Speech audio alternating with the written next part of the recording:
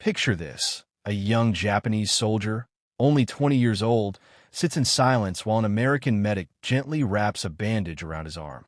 Around him, other captured soldiers receive hot meals, clean clothing, and proper medical treatment, things many of them had never experienced even in their own army. This soldier, Sergeant Yamamoto, had been trained in 1943 to expect death, not mercy. "I thought I was going to die," he later admitted to Allied interrogators.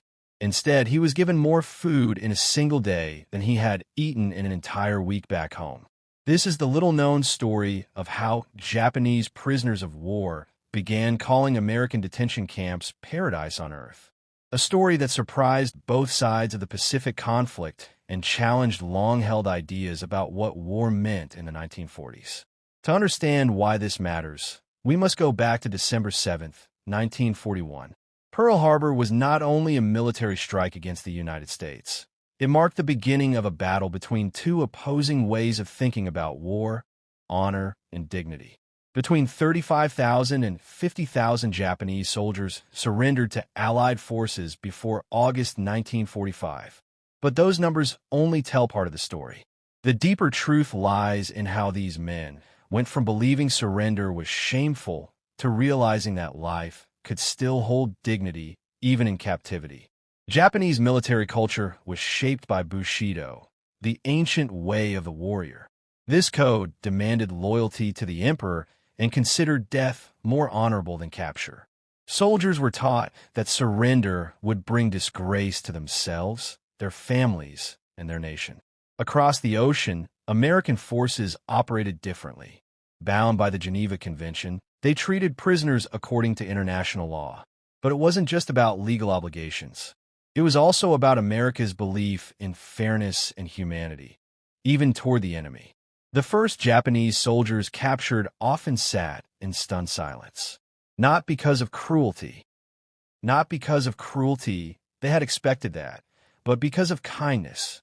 Lieutenant Colonel James Morrison, an intelligence officer in the Pacific, noted in 1942 that prisoners seemed bewildered when offered cigarettes and coffee. Some refused, suspecting it was a trick. But it wasn't deception. It was policy. American commanders understood that healthy, well-fed prisoners were more likely to share information. They also believed that treating captives decently was the right thing to do. The difference was dramatic. In Japanese prison camps, more than 140,000 Allied prisoners were held, and nearly 1 in 3 died from starvation, disease, or abuse. By contrast, Japanese prisoners in American custody discovered food, medical care, and living conditions far better than anything they had known in their own army. Take Corporal T-shirt Nakamura. After months of fighting in the Solomon Islands, he was badly wounded by shrapnel. His officers abandoned him, assuming he was no longer useful. But when American Marines found him, they carried him to their medical station. A doctor treated him with the same urgency given to American soldiers. This wasn't unusual. American medics had standing orders to treat wounded prisoners as if they were their own. To Japanese soldiers, raised to believe mercy was weakness, this was astonishing. Food was another shock. Even with wartime rationing, American rations offered more protein and calories than Japanese soldiers had seen in months. Men accustomed to rice mixed with scraps suddenly received meat, vegetables, bread, and sometimes chocolate or coffee. One sailor, Hiroshi Tanaka, captured after his submarine sank near Midway, recalled, "At first I thought the food was poisoned, but then I saw Americans eating the same meals. That's when I realized this was simply how they lived." Camps in the United States went even further. Wooden barracks provided real beds, blankets, and heating.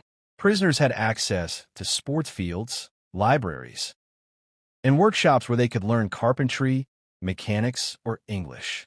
Some camps even held movie nights. Medical care was especially striking. Many Japanese prisoners received better treatment in American camps than they ever had as soldiers in their own army.